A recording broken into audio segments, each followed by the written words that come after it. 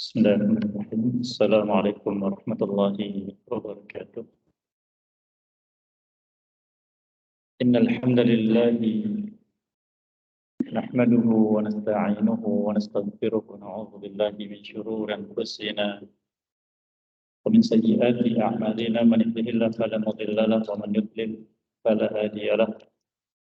Wa asyhadu an la ilaha illallah wahdahu la syarika lahu wa asyhadu anna Muhammadan abduhu wa rasuluhu sallallahu alaihi wa ala alihi wa ashabihi wa man tabi'ahum bi ihsanin ila yaumiddin wa sallama tasliman katsira. Amma ba'd. Hadirin jamaah salat maghrib yang berbahagia, rahimani Allah iyyakum. Alhamdulillah pada kesempatan malam ini kita kembali mendapatkan kemudahan dari Allah Subhanahu wa taala untuk duduk kembali di majlis yang mulia ini dari rumah Allah Subhanahu wa taala untuk kembali bersama mengambil faedah dari penjelasan para ulama kita tentang ibadah-ibadah yang kita lakukan kepada Allah Subhanahu wa taala. Kita berharap dengan ini kita bisa melaksanakan apa yang kita inginkan seperti yang firmankan di surat Al-Ahqaf, wa an a'mala salihan tardah, dan agar aku bisa beramal saleh yang engkau ridai. Kita masih bersama kitab Al-Wadih yang ditulis oleh Fadilatul Syekh Dr. Muhammad Badi' Musa hafizallahu taala, masih bersama penjelasan beliau tentang macam-macam salat sunnah. Pada kesempatan ini kita memasuki halaman yang ke-121, yaitu bab atau fasal salatil istikharah. Pasal penjelasan tentang salat istikharah. Salat istikharah merupakan salat sunnah yang dikerjakan seorang muslim ketika dia ingin melaksanakan atau menjalani suatu urusan yang dia sangat berharap mendapatkan hasil yang dia inginkan dari Allah Subhanahu wa taala. Dan dalam suatu istikharah ini mengandung tauhid dan juga mengandung tawakal kepada Allah. Di mana manusia dalam menjalani kehidupannya dia pasti memiliki keinginan-keinginan, khususnya perkara-perkara yang besar. Dan dia khawatir apabila keinginannya tidak tercapai, maka dia menyesal dan merugi. Sehingga dia pun butuh pada pilihan terbaik. Dan sebagai bentuk tauhidnya kepada Allah, yang Allah firmankan di surat Al-Ikhlas, Allahus Samad, Allah tempat bergantungnya seluruh makhluk dalam segala urusan, maka dia sebelum menjalani perkara-perkara penting tersebut, dia menyandarkan kepada Allah pilihannya, berharap kepadanya. Dan istikharah dilakukan setelah bermusyawarah dengan ahlinya. Oleh karena sebagian ulama mengatakan tidak akan merugi orang yang bermusyawarah dan tidak akan menyesal orang yang beristikharah. Sehingga musyawarah dan istikharah harus dijalani sebelum melakukan perkara yang penting. Namun sayangnya sebagian muslimin menganggap salat istikharah hanya bagi orang yang ingin menikah. Keliru. Ini berlaku dalam segala urusan. Urusan apapun, baik urusan dunia atau urusan akhirat, yang dia ingin kebaikannya. Dan istikharah juga sebagai wujud dari tawakal hamba. Karena mana tawakal adalah menjadi sebab dari sebab-sebab kehidupan yang mubah, disertai dengan harapan yang besar kepada Allah akan hasil yang baik. Maka ini bentuk dari tawakal. Dan Allah Azza wa Jalla menjamin bagi siapapun yang bertawakal kepadanya akan diberikan kecukupan. Allah firmankan di surat At-Talaq di ayat yang ketiga, wa may yatawakkal 'alallahi fahuwa hasbuh. Dan barang siapa bertawakal kepada Allah, maka Allah akan berikan kecukupan padanya dari urusan yang dihadapi. Makanya penting sekali bagi kita untuk memahami masalah ini. Agar kita sebelum melakukan perkara yang besar, kita istikharah. Baik itu dalam bentuk salat, dan ini yang dikenal, atau juga dalam bentuk doanya. Dikatakan yustahabbu liman hamma bi amrin minal umuril mubahah mimma la yadri in kana al-khair fi fi'lihi aw tarkihi an yastakhirallaha fihi. Sangat dianjurkan bagi siapapun dari muslimin yang punya keinginan untuk melaksanakan suatu perkara dari urusan hidupnya yang mubah, bukan yang haram. Kalau haram tidak perlu, mubah. Sesuatu yang dia tidak tahu apakah baiknya itu mengerjakannya atau meninggalkannya. Ya, contohnya seorang laki-laki ditawari seorang wanita untuk dinikahi dan dia masih bujang. Maka apakah kebaikan itu ada pada menikahinya atau tidak menikahinya? Maka bermusyawarah dulu dengan orang-orang yang dia kenal. Kemudian setelah mantap satu pilihan, baru kemudian dia istikharah kepada Allah. Baru istikharah kepada Allah. Maka apabila ternyata yang Allah inginkan dari pilihannya itu setelah musyawarah adalah jalani, dan itu Allah inginkan kebaikannya, maka Allah mudahkan. Tapi ternyata kebaikan ada pada tidak menikahinya, walaupun dia sudah musyawarah untuk menikahinya, maka dia maju untuk melamarnya, maka Allah akan simpangkan sehingga tidak terjadi pernikahan. Atau juga suatu pekerjaan, seseorang yang tawari suatu pekerjaan yang mubah. Setelah bermusyawarah dengan keluarganya, dengan sahabatnya, dia mendapati diterima pekerjaan itu. Tapi dia belum tahu apakah kebaikan ada di sana ataukah tidak. Maka dia istikharah dulu kepada Allah sebelum menjalaninya. Setelah istikharah maka dia maju. Maka apabila kebaikan ada pada pekerjaan itu, Allah mudahkan. Dan bila ternyata tidak di situ kebaikannya, tapi tempat yang lain, maka Allah simpangkan sehingga dia tidak jadi pekerja tempat tersebut.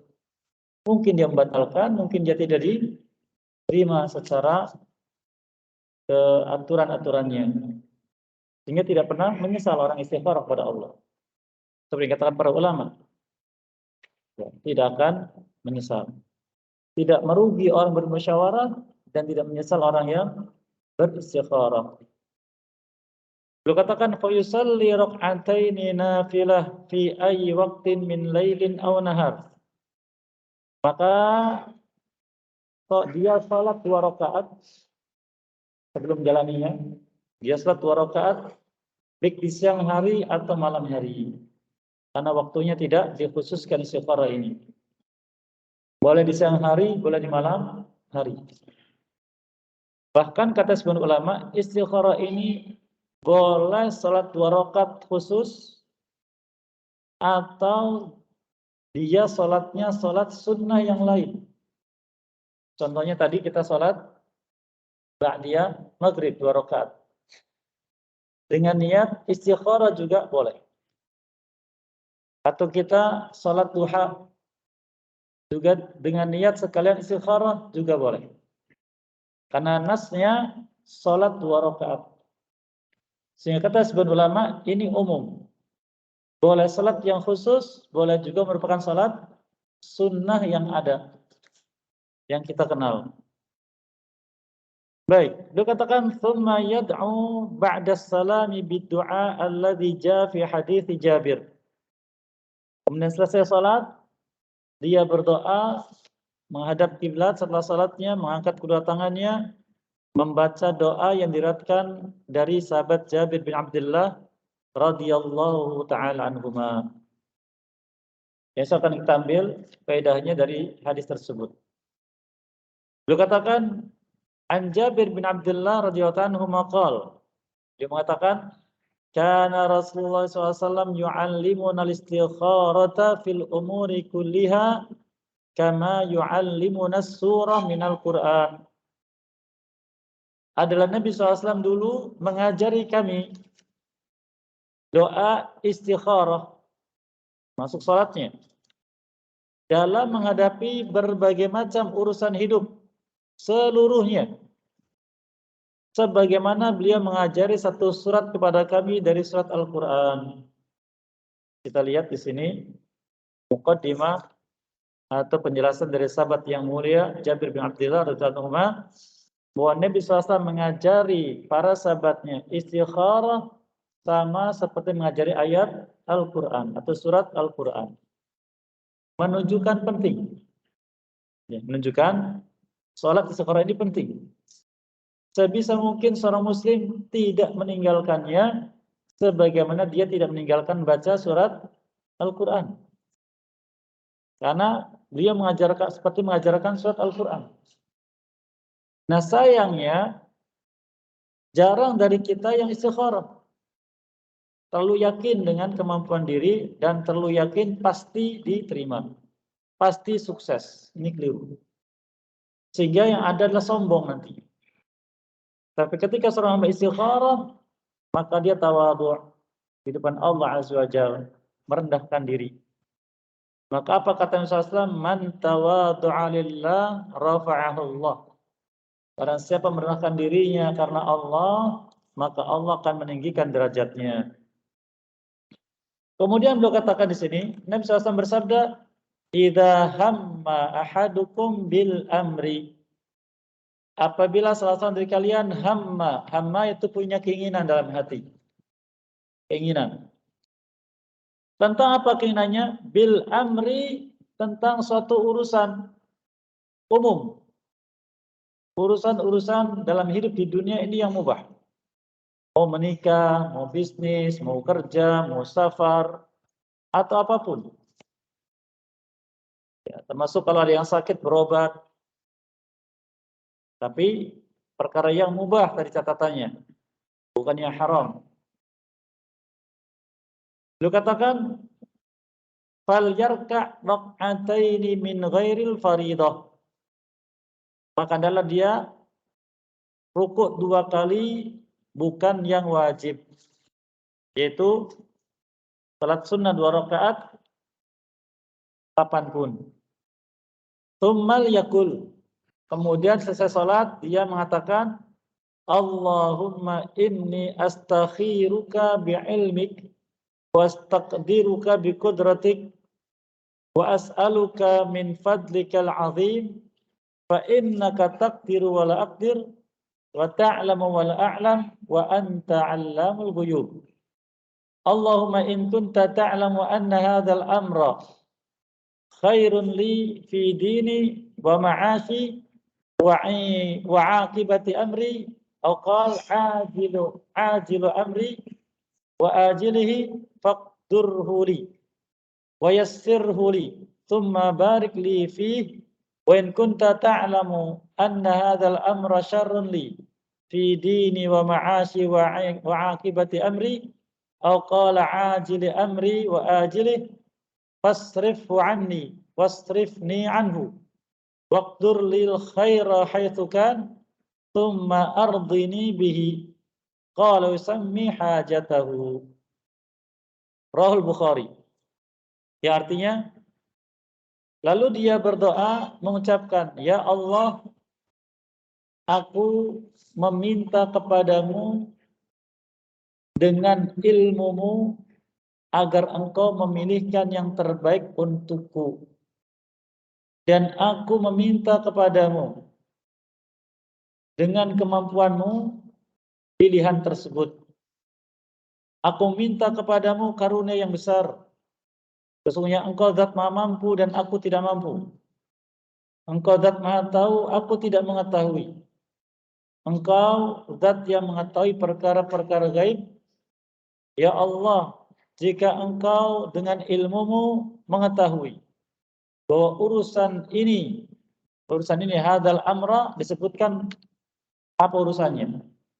Kalau dengan bahasa kita, jika Engkau tahu bahwa urusan ini, apakah menikah atau bekerja atau safar atau dagang, disebutkan baik untukku dalam agamaku, dalam kehidupanku, dan dalam masa depan urusanku ini, baik di dunia atau di akhirat, maka tetapkanlah itu untukku dan mudahkan untukku. Dan berkailah aku dalam urusan tersebut. Dan jika engkau mengetahui dengan ilmumu bahwa perkara ini buruk untukku, bagi agamaku, bagi kehidupanku, dan bagi masa depanku, baik di dunia atau di akhirat, maka jauhkan dia dariku dan jauhkan aku darinya. Dan tetapkan untukku kebaikan sebagaimana engkau mengetahuinya. Kemudian ridhoilah aku dengan kebaikan tersebut. Nah, ini doanya. Mari kita lihat. Disebutkan di sini, ya Allah, aku mohon kepadamu pilihan. Jadi kembalikan kepada Allah. Allah yang milih. Dan Allah kalau sudah memilihkan urusan untuk hambanya, pasti yang terbaik. Dan orang beriman seperti itu. Pasti yang terbaik. Karena Allah tidak mungkin memilihkan bagi hambanya yang beriman keburukan. Walaupun manusia menilainya buruk. Contoh, kalau ada seseorang diberi pilihan menikahi wanita bule non-muslim dengan wanita muslim taat tapi dari Afrika. Pilih mana? Secara hawa nafsu pilih yang bule, ya tidak? Hawa nafsu. Tapi dia setelah bermusyawarah pilih yang beriman. Tidak melihat warna kulitnya, tidak melihat apapun, dia pilih yang beriman. Maka itulah yang tentukan wala amatun mu'minatun khairun laka min musyrikatin khairun lakum min musyrikatin walau a'jabatkum. Wala amatun mu'minatun khairun min musyrikatin walau a'jabatkum. Wanita yang beriman walaupun dia budak hitam lebih baik untukmu daripada wanita yang mengagumkanmu tapi dia wanita yang musyrik. Ini contoh pilihan Allah Subhanahu wa taala. Dalam pandangan manusia ini buruk dari sisi penilaian duniawi. Tapi Allah menyebutkan justru pilihannya itu. Jadi jangan kemudian kita ketika sudah beristikharah kepada Allah lalu Allah pilihkan ini, kita menyesal. Jangan. Berarti kita tidak ridho dengan pilihan Allah, padahal kita sudah minta kepadanya agar dipilihkan yang terbaik. Menurutnya, bukan menurut kita. Kemudian wastaqdiruka biqudratik. Ya, aku meminta kepadamu ketetapan takdirmu yang terbaik. Nah, maka kalau sudah istikharah harus yakin. Kemudian was'aluka min fadlikal azim. Aku minta kepadamu karunia yang besar. Karunia adalah pemberian Allah bagi orang beriman di dunia yang mengantarkannya kepada kebaikan di dunia dan di akhirat, itu fadl.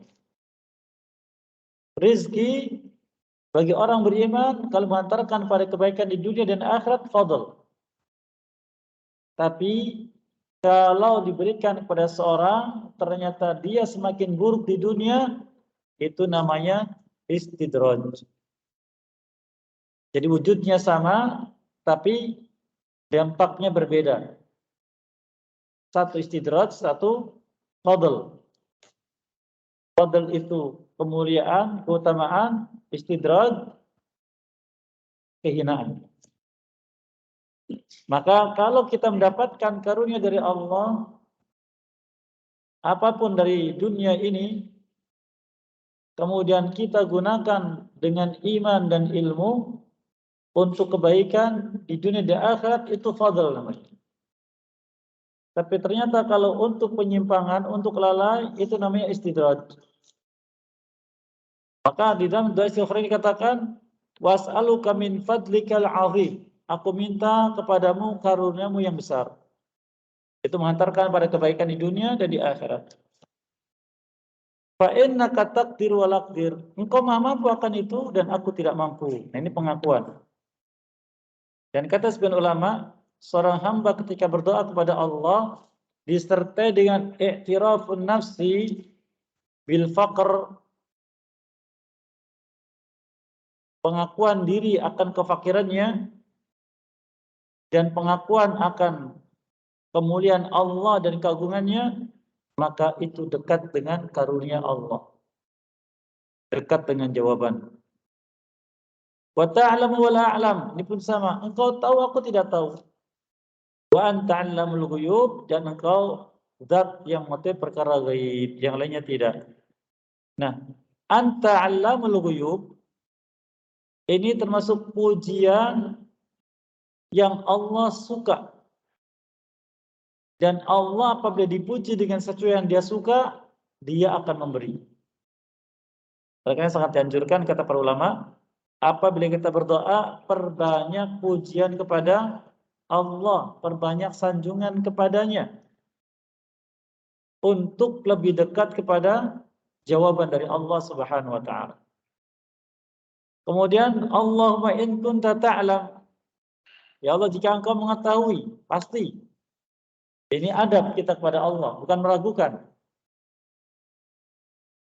In kunta ta'lam anna hadzal amra khairun li fi dini wa ma'ashi wa aqibati amri.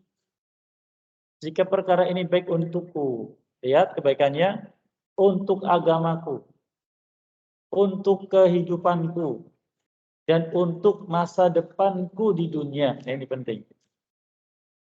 Jadi kalau kita minta kepada Allah, mintalah kebaikan untuk agama, agar semakin beriman dan taat, untuk kehidupan, agar kehidupan yang jalani baik, dan untuk masa depan dalam kehidupan ini,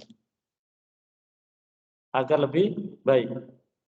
Maka dikatakan ajili amri wa ajili, baik di dunia atau di akhirat. Jadi kebaikan itu berlaku untukku di dunia ini dan juga di akhirat.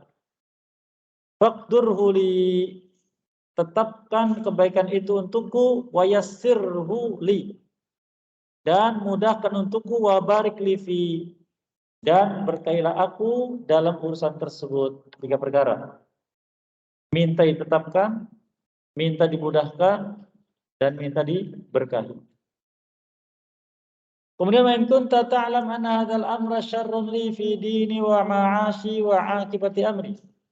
Dan jika engkau tahu bahwasanya perkara ini buruk untukku, untuk agamaku, untuk kehidupanku dan untuk masa depanku, ajili amri wa ajili, di dunia ataupun di akhirat, fasrifhu anni, maka jauhkan dia dariku, wasrifni anhu, dan aku darinya, jauhkan. Nah ini.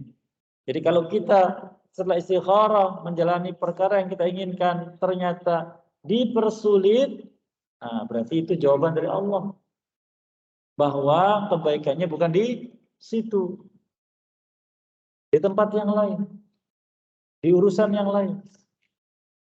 Tapi bila dimudahkan, maka itu kebaikannya. Nanti jelaskan insya Allah, karena sebagian orang awam mengatakan kalau istikharah itu jawabannya di mana, Pak? Ibu? Di mimpi katanya gitu ya.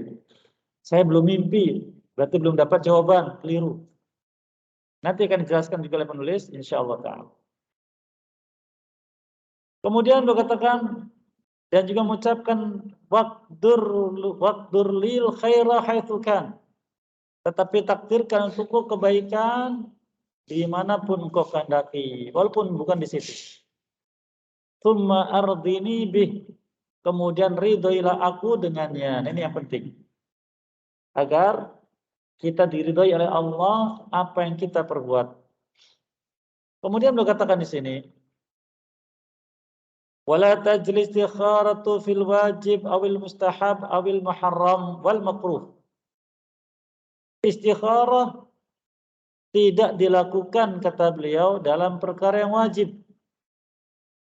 Contohnya ketika mau haji, ya, ketika umrah, ketika belajar, maka tidak istikharah. Kenapa? Karena itu kebaikan. Zatnya kebaikan, waktunya kebaikan, dan masa depannya kebaikan. Jadi tidak butuh istikharah, kata penulis. Atau yang haram dan makruh. Yang haram dan makruh dilarang. Maka tidak istikharah. Kenapa? Karena itu jelas buruknya. Yang harus dihindari. Contohnya, mau kerja di pabrik arak. Tidak usah istikharah. Bahkan tidak diambil. Kenapa? Sudah jelas haramnya. Oleh karena dalam mencari maisha, mencari pekerjaan untuk maisha, apapun, apakah pekerja atau dagang, maka para ulama menjelaskan pada kita beberapa perkara. Yang pertama, berimanlah bahwa rizki di tangan Allah. Bisa di situ, bisa di tempat lain. Jadi kalau di situ tidak diberi kemudahan, berarti bukan di situ rezeki saya. Tapi pasti ada. Beriman dulu, ini penting. Yang kedua, berilmu tentang mendapatkan maisha yang halal. Berilmu cara-caranya. Kalau dagang, bagaimana dagang yang halal.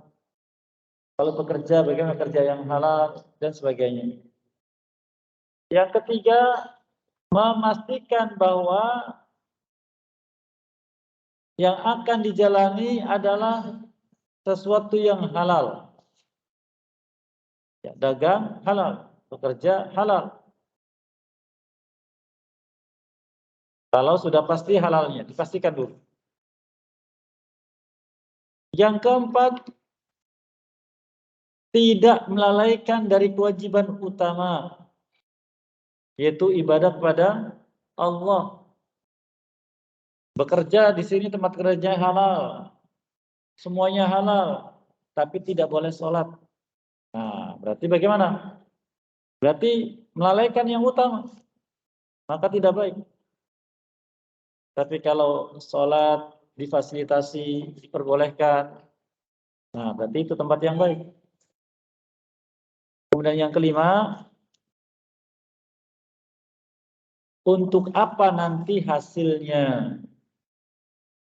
Kalau bekerja gajinya besar, untuk apa gaji ini? Oh nanti saya selain dipakai buat biaya hidup, saya mau simpan buat biaya haji, saya juga mau ngasih orang tua, saya membantu kerabat, sebagian saya khususkan untuk sedekah, anak yatim, fakir miskin, nah berarti bagus. Nah ini 5 perkara yang dijelaskan oleh ulama, etika kita mencari nafkah.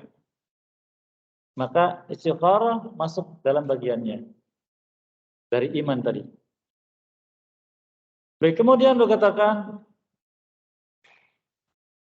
awil muharram awal makruh, tidak pada yang haram dan yang makruh, tidak distikharah. Lamma yanbaghi min musara'atil mu'min fil istijabah li hukmillahi 'inda id. Karena keharusan seorang mukmin adalah bersegera untuk menyambut hukum Allah. Kalau yang halal, maka dilakukan segera atau wajib. Kalau yang haram atau dilarang maka tinggalkan segera. Tapi yang mubah maka ini butuh. Karena penuh keraguan. Kemudian beliau katakan, wala i'tibara fil istikharati ila ma yarahul mustakhir min ru'ya wa nahwiha.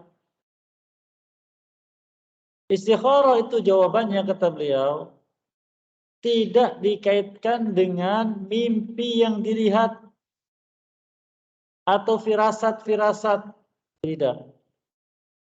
Kama yaqulu ba'dun nas, seperti dikatakan sebagian orang yang awam dalam masalah ini. Bal ya'khudhu bil asbabil wajibah.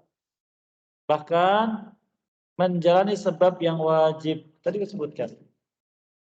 Kalau bekerja dipastikan tadi ini halal, di sana juga boleh sholat dan sebagainya, maka musyawarah, oh ya, daftar bekerja di sana, lalu bagaimana? Istikharah dulu. Istikharah maju. Sampaikan lamaran, prosesnya dijalani, ternyata ditolak. Mungkin tidak ada alasan penolakannya. Berarti tempat ini bukan tempat saya untuk mendapatkan kebaikan. Ini jawaban dari Allah. Begitu. Dari kapan jawabannya? Setelah dijalani. Setelah dijalani. Kalau ternyata kebaikan, maka dimudahkan. Mungkin orang ditanya macam-macam, dengan dilihat, kamu ya, iya, langsung masuk meja berikutnya. Dimudahkan. Jadi antara mudah atau dipersulit, karena disebutkan dalam doanya tadi. Bukan nanti saya belum mimpi, bukan di mimpi jawabannya. Atau belum mendapatkan isyarat atau ilham atau wangsit, tidak. Jadi ketika dijalani, disitulah kita mendapatkan jawabannya. Apakah itu baik atau tidak baik? Coba kita lihat lafadznya tadi dalam lafadz doanya. Dikatakan di sana, jika engkau mengetahui bahwa perkara ini baik untukku dalam agamaku, kehidupanku, dan masa depanku, di duniaku ini dan akhiratku, maka tetapkan itu untukku dan mudahkanlah. Ya, lafadznya ya. Wa yassirhu li, mudahkanlah dan berkahi aku. Ini kalau baik. Kalau tidak baik, bagaimana lafadznya? Ya. Fasrifhu anni wasrifni anhu. Jauhkan aku darinya dan dia dariku. Dijauhkan. Dihalangi oleh Allah SWT. Itu jawaban dari istikharah. Lalu beliau katakan, wa yantaqi ma yakhtaruhu wa yadhunnu fil khair. Dan hendaklah ketika dia memilih pilihan tadi, jangan dengan perasaannya dan jangan dengan prasangka, jangan. Tapi kan ini yang baik menurut saya, jangan. Makanya tadi musyawarah dulu, sudah diambil kesimpulan, mungkin setelah debat dan sebagainya, ambil kesimpulan, pasti jalani istikharah dulu 2 rakaat.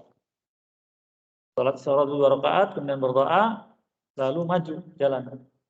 Ternyata Allah persulit, berarti kebaikan bukan di sana, tapi di yang lain.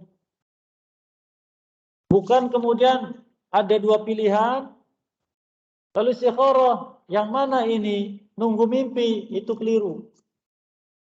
Dari 2 tadi, pastikan dulu 1. Kalau ini terhalangi, berarti yang kedua tadi. Kalau ini yang pertama dimudahkan, berarti itu jawabannya. Ada gambaran jemaah? Jangan sampai kita keliru dalam memahami pilihan Allah SWT. Sehingga kita istikharah, tapi akhirnya bagaimana mengikuti hawa nafsu. Sehingga bukan kebaikan yang Allah berikan, tapi malah keburukan. Kemudian beliau katakan, tsumma yastakhiru fi ayyi waqtin. Kemudian setelah dipastikan, maka istikharah di waktu kapanpun, siang hari atau malam hari. Alan nahfil ladzi aslafat seperti yang sudah dijelaskan sebelumnya. Wa yansarihu sadruhu ba'da dzalika bi ayyi natijatin kanat, dan kebaikan itu ada pada perkara tadi, apapun hasilnya dia lapang. Dia lapang. Secara hawa nafsu ingin yang B pilihannya. Ingin yang B. Tapi setelah musyawarah disepakati A, maka dia istikharah. Istikharah, tapi dia tidak menjalani yang A, dia pilih yang B. Maka berarti itu bukan pilihan Allah, tapi pilihan dia sendiri, hawa nafsu. Nah, seperti itu. Kemudian beliau katakan, qad sami'tu Syekhana Al-Albani rahimahullah yaqulu liman salahu an tikrariha. Bolehkah salat istikharah berulang kali untuk satu masalah? Dia katakan, aku bertanya pada guruku Syekh Muhammad Nasiruddin Al-Albani rahimahullah, yaqulu liman salahu an tikrariha. Dia mengatakan, itu menjawab pertanyaan orang yang bertanya, bolehkah istikharah berulang kali dalam satu urusan? Beliau katakan, innama taf'alu marratan wahidah. Dikerjakan cuma sekali saja. Jadi kalau seorang wanita, ada laki-laki melamar, ya, dia musyawarah dengan keluarganya, diterima, ya, kemudian istikharah, oh nanti belum ada jawaban. Nanti istikharah lagi, belum ada jawaban lagi. Belum mimpi maksudnya. Berkali-kali, nah itu keliru. Istikharah sekali. Karena Allah itu memberikan jawaban bukan pada mimpi, bukan pada firasat, tapi pada hasilnya. Kalau dimudahkan berarti itu kebaikannya. Kalau dipersulit maka itu juga jawabannya dari Allah Subhanahu wa taala. Inilah tentang salat istikharah. Jadi sangat dianjurkan bagi kita sekalian, karena salat ini salat yang banyak diabaikan oleh kaum muslimin. Sehingga banyak dari mereka menyesal, resah dari apa yang mereka jalani karena atas pilihan hawa nafsu. Bukan menyerahkan kepada Allah Subhanahu wa taala. Ya. Kemudian kita masuk pembahasan berikutnya.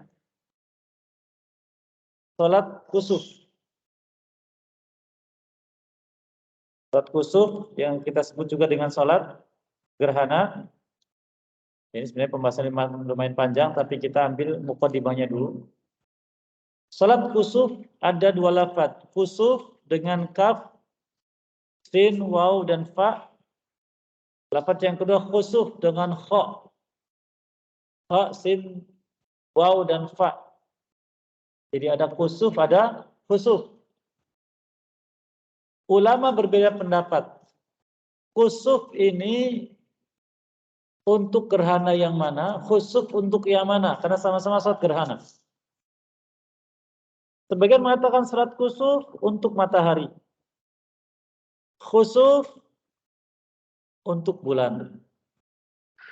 Yang lain mengatakan, oh tidak, kebalik. Khusuf matahari, khusuf untuk bulan. Yang lain mengatakan tidak.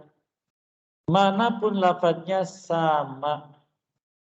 Karena maksudnya adalah sholat 2 rakaat ketika terjadi gerhana baik matahari atau bulan. Itu intinya. Maka pendapat inilah yang banyak dipakai ulama, sama saja. Mau kusuf atau kusuf. Baik.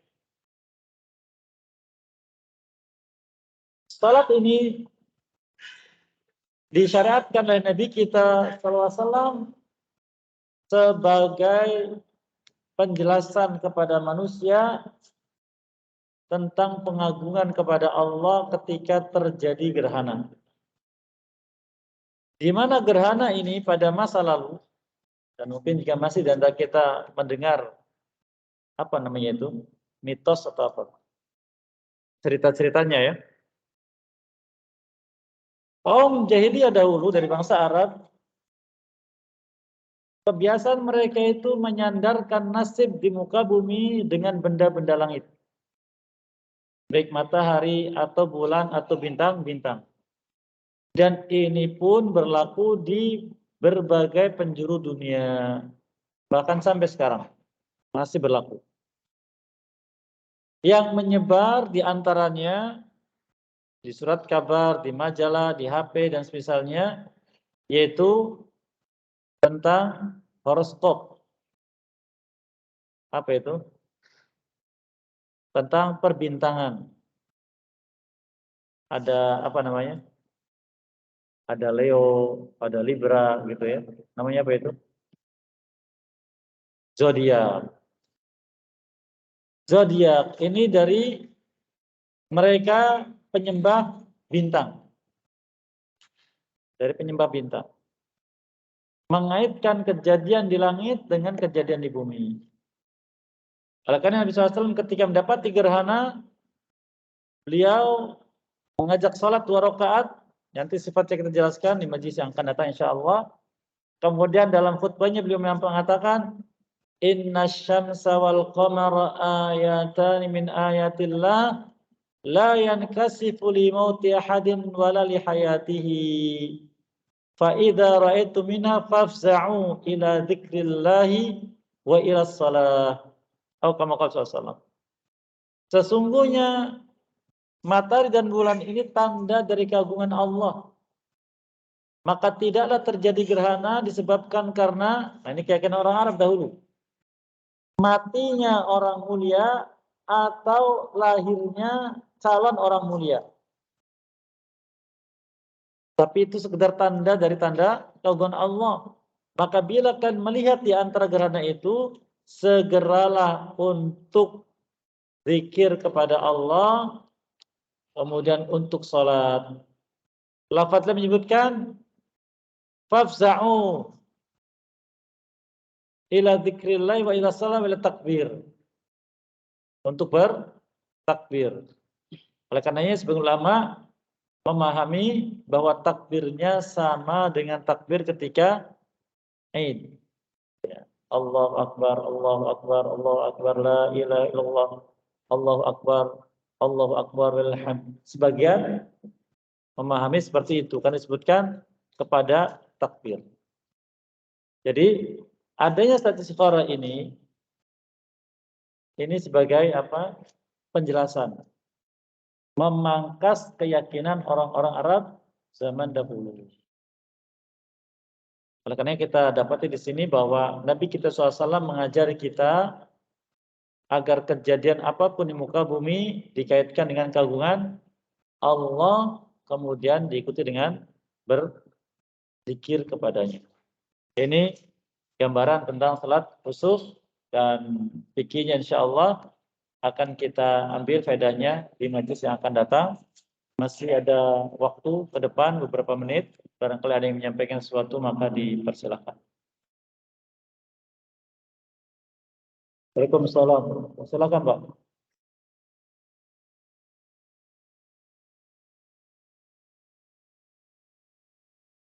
Qabliyah. Baik. Baik, barakallahu fikum. Untuk salat Jumat ada salat sunnah mutlak bagi yang datang sebelum khatib naik mimbar. Batasnya ada tidak ada. Silakan dia datang waktu kapanpun, salat tahiyatul masjid 2 rakaat, lalu salat lagi, silakan mutlak. Nanti pembahasannya di salat Jumat secara khusus sehingga lebih jelas. Karena sangat dianjurkan kata para ulama ketika hari Jumat itu datang di waktu awal. Karena ada keutamaan. Disebutkan barang siapa datang pada waktu Jumat di waktu awal, maka dia seperti berkurban atau bersedekah dengan nyembelih seekor onta. Di waktu kedua dengan sapi, waktu ketiga dengan kambing, waktu ketiga dengan ayam, waktu Sama keempat dengan ayam, waktu kelima dengan telur. Sallallahu. Di sini bersedekah. Lafadznya ka'annama yataqarrabu. Seakan-akan yataqarrab diterjemahkan dengan bahasa kita berkurban.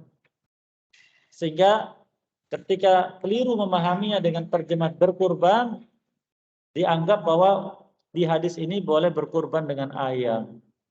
Keliru. Jadi yataqarrab itu maknanya adalah bersedekah dengan menyembelih hewan-hewan tadi. Nah ini. Kemudian salat sebelumnya silakan semampunya. Ketika khatib sudah naik mimbar, maka berhenti. Maka berhenti. Dan tidak ada yang namanya salat qabliyah.